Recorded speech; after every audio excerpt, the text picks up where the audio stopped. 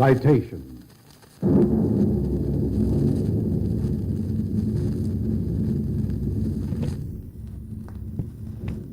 Private First Class Joe E. Mann, 39188-121, 2nd Platoon, 502nd Parachute Infantry, 101st Airborne Division, United States Army, recipient of the Medal of Honor, awarded posthumously for an act of heroism at best, the Netherlands, on the morning of September 19, 1944.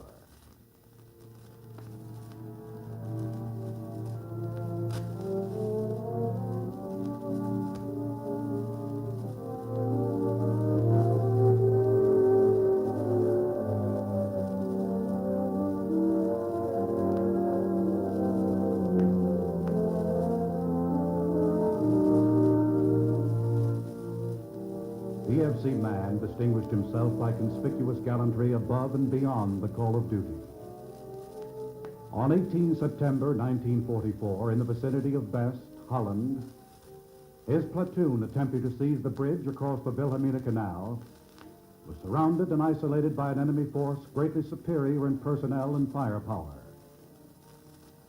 Acting as lead scout, Private Mann boldly crept to within rocket launcher range of an enemy artillery position and, in the face of heavy enemy fire, destroyed an 88-millimeter gun and an ammunition dump. Completely disregarding the great danger involved, he remained in his exposed position and, with his M1 rifle, killed the enemy one by one until he was wounded 4 times. Taken to a covered position, he insisted on returning to a forward position to stand guard during the night. On the following morning, the enemy launched a concerted attack and advanced to within a few yards of the position, throwing hand grenades as they approached. One of these landed within a few feet of Private Mann. Unable to raise his arms, which were bandaged to his body, he yelled, "Grenade!" and threw his body over the grenade, and as it exploded, died. His outstanding gallantry above and beyond the call of duty and his magnificent conduct were an everlasting inspiration to his comrades for whom he gave his life.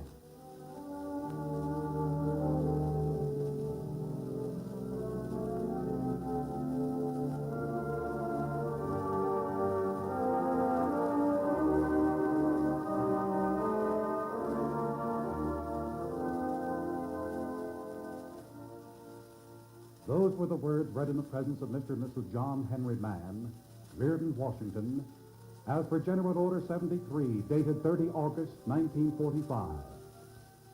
9 years later, when the people of Best first learned of the events which took place in their village during the war years, an innocent remark made by Mr. C.M.J.F. Wittebrood in his weekly paper made possible the ceremony which you are about to hear. Found in a column in the Bata Koerier, the words, "It is a pity that we have forgotten this man, Joe Mann, hero of Best," started an avalanche of telephone calls offering voluntary donations to do something in memoriam. And so 12 years from the date their hero died, we find the townspeople of Best, the Netherlands, gathered together with Joe E. Mann's mother and father and 8 members of the original 101st Airborne Infantry Division and Burgomaster G.F.J. Notermans in a natural amphitheater carved out of the woodlands of the countryside near Best to pay honor to a valiant hero. Our AFN microphones switch now to the memorial in the woods at Best in the Netherlands, where we hear first Burgomaster Notermans. Mr. and Mrs. Mann, ladies and gentlemen, let me begin by bidding you a most cordial welcome on behalf of all the inhabitants of the town of Best. It is a very great pleasure to us that you, Mr. and Mrs. Mann, in spite of your advanced age and the more or less precarious state of your health, have kindly accepted our invitation. We are very grateful to the 101st Airborne Division Association in the person of Leo B. Connor, Executive Secretary, that he has been able to induce the United States Army to render it possible for you to attend this ceremony and presently to perform the unveiling of the monument in memory of your unforgettable son. I also extend a hearty welcome to the military attaché of the American Embassy in The Hague, Colonel MacAfee, and his deputy, Mr. Doran, who has given us the kindest assistance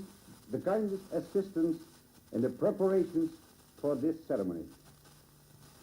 I would have very much liked here to meet Colonel Chapuis, commander of the SHAPE team of training advisors from The Hague, late deputy commander of the 502nd Regiment paratroopers, who has also assisted us by word and deed.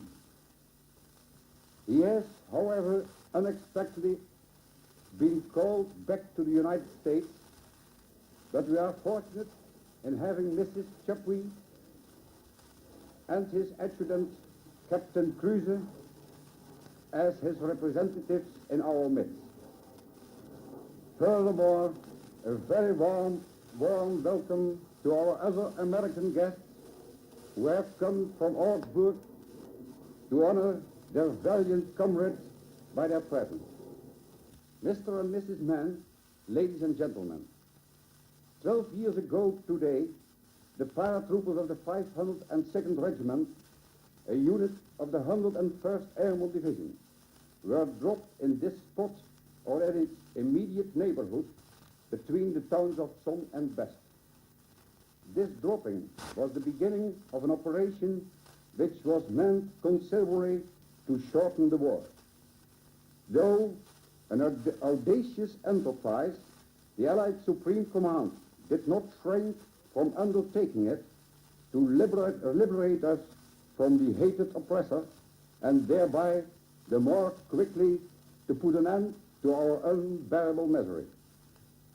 Unfortunately, the enterprise was unsuccessful, which in no way diminishes the greatness of the attempt or the value or the sacrifices which were made by our liberators. These enormous sacrifices have, so to say, crystallized in the self-sacrificing heroism of Private First Class Joe Mann, in whom today we wish to honor by this monument all the members of the 101st Airborne Division, and more particularly the members of the 502nd Regiment paratroopers.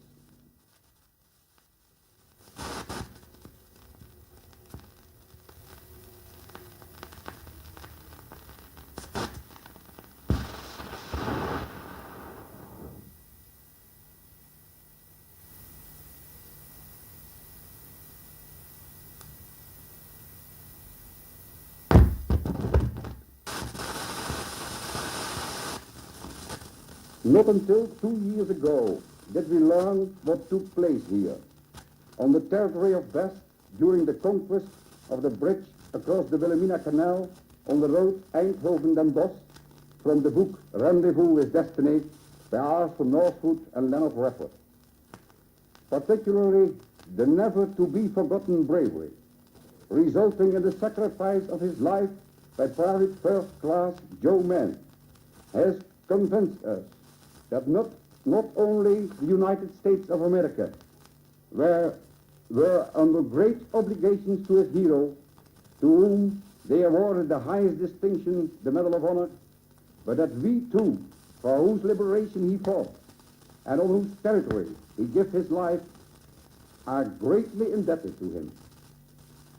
The heroic deeds performed by him must never be forgotten, not by us, nor by the generations to come after us. We have placed this monument in the amphitheater named after him because this theater purports to promote culture, a culture which has been saved by man such as Joe Mann. By choosing the pelican as the leading motive, the young Arthur Berndsen from Nijmegen has explicitly recorded the self-sacrifice of Joe Mann, the pelican being the most widespread animal symbol in Christian art, bearing on Christ's death on the cross. At about 1.5 meters over the base of the monument, in the relief which displays the events that have taken place during the time Joe Mann performed his feat of heroism.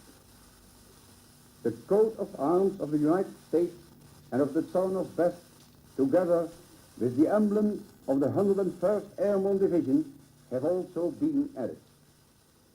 The words chased in the base of the monument, the same as are cited on the Medal of Honor, running his outstanding gallantry and his magnificent conduct were an everlasting inspiration to his comrades, for whom he gave his life, will be a lasting incitement to us to practice Christian neighborly love and develop the public spirit among us.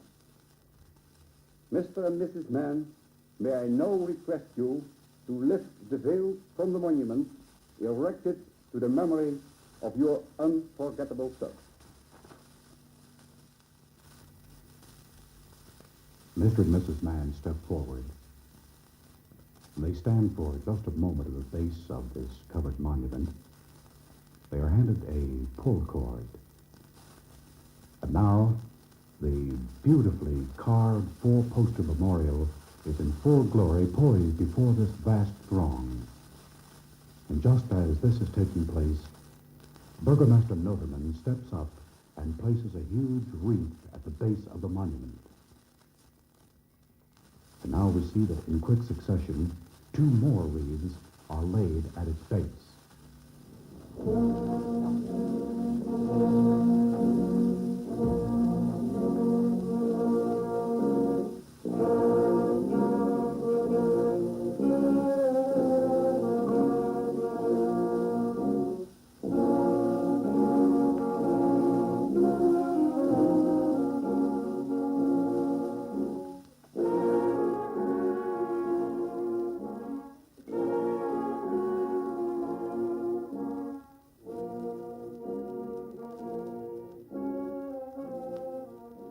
The band plays its melody to a fallen hero.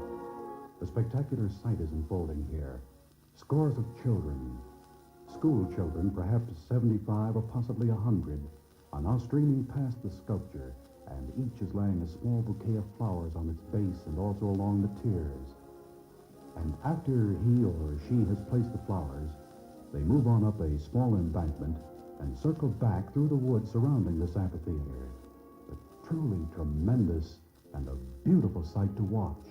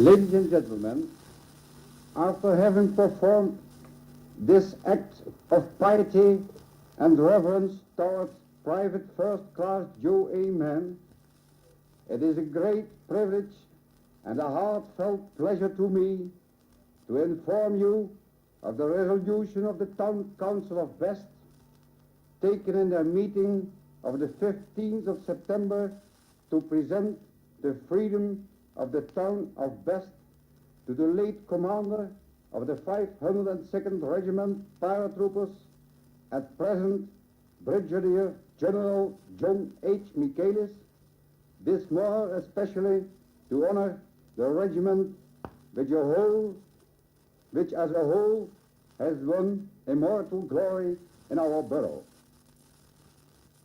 General Michaelis, who has kindly accepted this freedom, being at the last moment prevented from attending here, the military attaché, Colonel MacAfee, will be so kind as to receive the honorary bull for him. General Michaelis, who has kindly accepted his freedom, still remains for me to express my sincere thanks to the Secretary of the Army, Wilbur M. Brooker, for the kind words he wrote to me as follows. Permit me to take this opportunity to say that this is indeed an event indicative of the mutual understanding which exists between the people of this country and the citizens of West Netherlands. I wish to express to you and to your townspeople my deepest appreciation for your kind gesture in honoring one of America's heroes. Finally, I most sincerely thank General Maxwell D. Taylor, Chief of Staff in 1944, Commander of the 101st Airborne Division, who writes, among other things, the honor accorded this American soldier by your citizens is characteristic of the mutual respect and friendship which has always existed between the people of our respective nations. Speaking for the former members of the 101st Airborne Division and for the entire United States Army, I would like to express our sincere appreciation to you and the city of Best for your recognition of the deeds of this American soldier. Mr. Burgomaster, ladies and gentlemen, General Michaelis had planned to be here in person to accept the honor you have bestowed upon him. However, with little prior notice, he was called to the United States to accept a new and important assignment in Washington, D.C. Therefore, in his stead and for him, I have accepted this handsome scroll, which is evidence that he is now an honorary citizen of best Holland. I assure you, sir, that he would have been here had it been possible, and that he is most grateful to you and to the citizens of Best for so honoring him. I know, too, that he regrets not being present for the ceremony in which you are honoring a brave soldier of the 502nd Airborne Infantry Regiment, which he commanded. Also, Mr. Burgomaster, as a representative of my country, it is appropriate that I thank you and the citizens of Best for the kindly motivation which has prompted you to set aside a spot of ground and to erect a memorial to a brave American boy who gave his life not only for his fellow soldiers, but for the United States and for Holland as well. This memorial will endure through the years to come and should be a reminder to all who pass this way that a just cause always prevails, but sometimes at tragic cost. In this instance, the life of Private First Class Joe Mann, who fought and died with valor when right and honor demanded not so much as he gave. To Mr. and Mrs. Mann, the father and mother of this brave boy who are present here today, may I say, surely the author of the Gospel of St. John had your son in mind when he wrote nearly 2,000 years ago in the 15th chapter, "Greater love hath no man than this, that a man lay down his life for his friends." At this point in the ceremony, two Boy Scouts step forward, and in just a moment, they will unfurl the flag of the United States of America.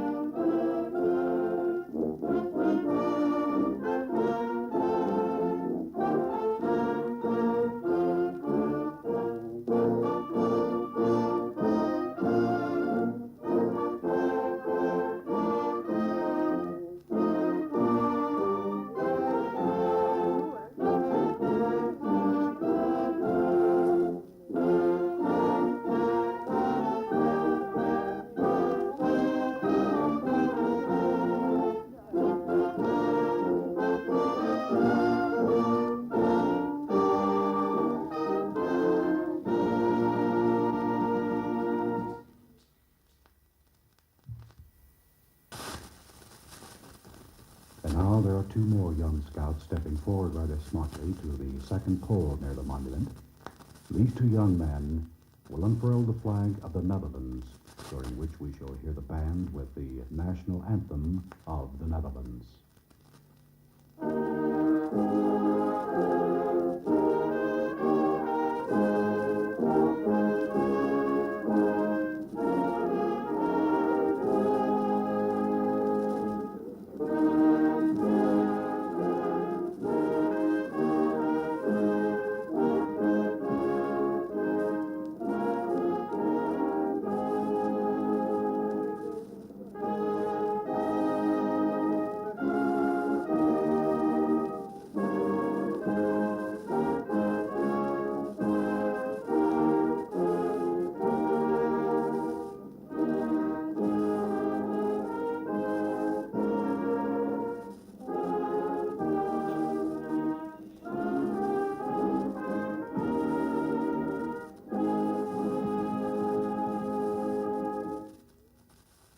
At this point, ladies and gentlemen, I would like you to meet the parents of Private First Class Joe E. Mann, Mr. and Mrs. John Henry Mann of Reardon, State of Washington, who have been the guests of the Dutch people of Best for several days. Mrs. Mann, I wonder if you can tell us very briefly just what were your reactions when you were first notified that your son was to receive the highest award that the United States can offer, the Congressional Medal of Honor. It made us very proud. And we proud for those who died with him and for our son and his regiment. It was wonderful. I can imagine it must have been a tremendous feeling. Mr. Mann, I know that most parents are interested in this next question because of the fame which your son has gained. I wonder if you can tell us just a little bit about your son, perhaps his youth or his childhood. Well, he was raised on a farm and went to school in Reardon, graduated from high school. He was just an all-around boy. In other words, you'd say he was the typical youth? Yes, it was. And one other question.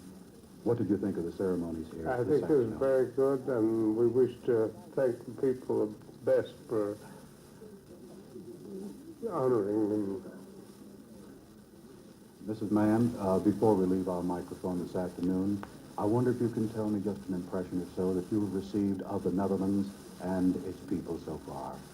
Well, they've been wonderful to us, and we just think it's a wonderful country, beautiful country, and we want to thank everybody for all they have done and and the people have been so kind to us. Thank you very much, Mr. and Mrs. John Henry Mann. This has truly been an inspiring day for you both. And now I would like to bring to our portable microphones a man who actually made the paradrop in this vicinity 12 years ago with the original 101st Airborne Division. Would you mind, Sergeant, telling us your name? Master Sergeant Johnny C. Paul, sir. And Johnny, where is your home in the United States? It's in Asheville, North Carolina, sir. Tell me, I think the radio audience would be interested in finding out just how you made your entrance originally, whether it was by foot, boat, airplane, or how, or by parachute. It was by parachute, sir. You came down actually by parachute? I did, and sir. Where? It was in this vicinity, a little ways out of Andover, too. I say, did you come into that a little field with a lake on it that is just down the road here, or were you closer to Eindhoven? It was just a little close to the lake down there, sir. I see. And was the reception committee out to greet you when you arrived? They were, sir, but it wasn't as friendly as it is today, sir. You do notice the difference? I do, sir. A great difference. It's a great honor to be in this place today and attend the ceremony that they would give to a well soldier, if an honored soldier, to give his life in this era right here today, sir. Well, thank you very much, Sergeant. I know that that can be taken as one of the highest tributes one soldier can ever offer to another, and that is words of praise, not only to a man, but to a fighting man.